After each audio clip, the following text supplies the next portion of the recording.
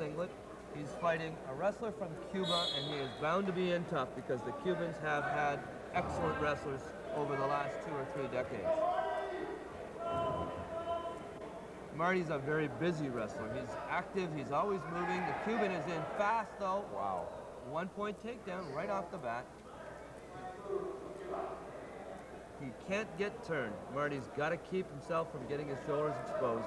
1 point isn't too big a hill to climb, but you can't get turned and expect to come back in the match if you lose 2 or 3 points early. He's fighting his hands, trying to control the Cuban's ability to turn him. Again, we're seeing.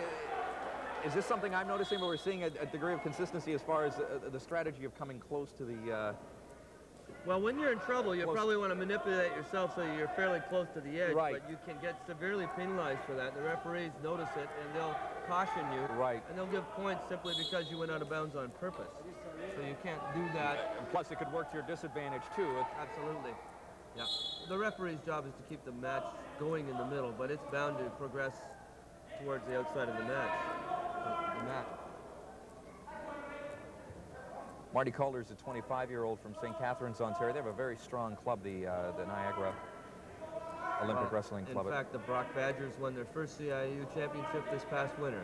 Richard Deschâtelet coaching there for the past decade and is responsible for Brock University's first CIU championship team. Marty is a member of that team, and I know Richard's very proud of the championship and of Marty. He's here today watching. There's a 2-point exposure from Marty. An excellent move. He went ahead of the match. And he's got to stay in the saddle there. He's got to stay with this Cuban. Nice to hear the crowd appreciating what he's done. He's done it again. Cuban's on his back. That's another 2 points. The score is 4-1 for Calder, and another one. 2 points. He's got him in big trouble. Out of bounds. 6-1. Classic example of.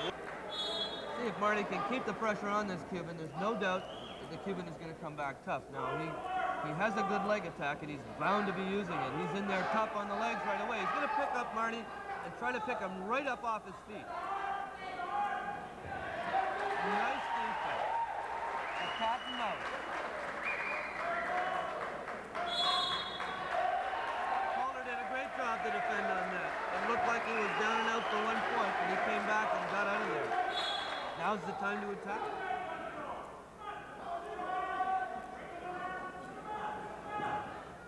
Again, the Cuban in very tight on that leg. He's very good at getting in on the leg. Now here's where Calder scored his first 2 points. Let's see if he tries it again. From a front headlock, he did it what we call a gabori.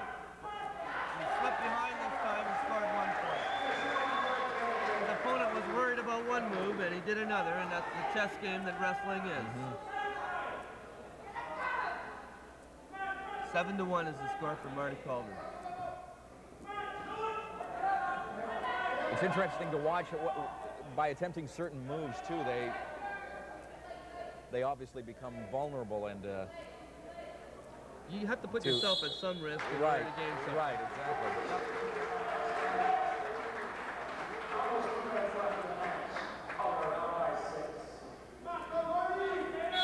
You're watching 3rd and 4th round action, bronze medal action at the Pan American Championships Freestyle Wrestling this afternoon. Dave Burgess along with Guy Zink.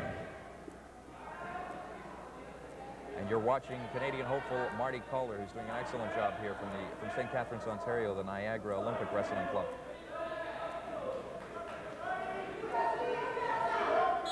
Reinoso, the Cuban, has run out of technical things to throw at Marty. He's been using that leg takedown from the beginning of the match. It worked at first, and he's been able to get in there a couple of times after. But he hasn't shown a lot of good technical variety, and Marty's just taken that away from him completely. And now it's getting critical as we come down to the 1 minute mark. A lot of vigorous action there in the first couple of minutes. They must be.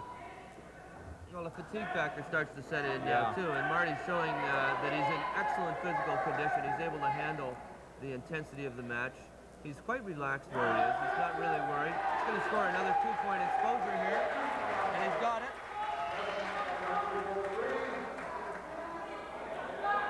Now it appears as though Marty's shoulders went to the mat, but that was his movement that did it. And provided it's your movement, then you don't lose the 2 Right. points. He scored another 2 points. That's 11-1. This is where the officiating must become critical. It's very close, when there's very close action to the mat like that. You have to be cautious. Yeah, because officiating is very important. That's right. The officials are helped out by 2 other officials who are not on the mat. In fact, there's a mat chairman and a mat judge who sit off to the side and decide whether or not the referee has in fact called the action correctly. Right.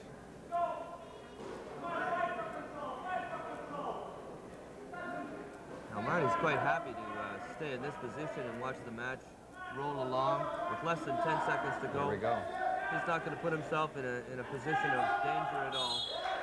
And the Cuban has given up. He's walked off the mat. 5 seconds to go. Marty knows how to handle himself in this situation. He's certainly not going to contact much with him. And the Cuban has given up. There's the bronze medalist. Marty Calder. Olympic qualification for Marty Calder.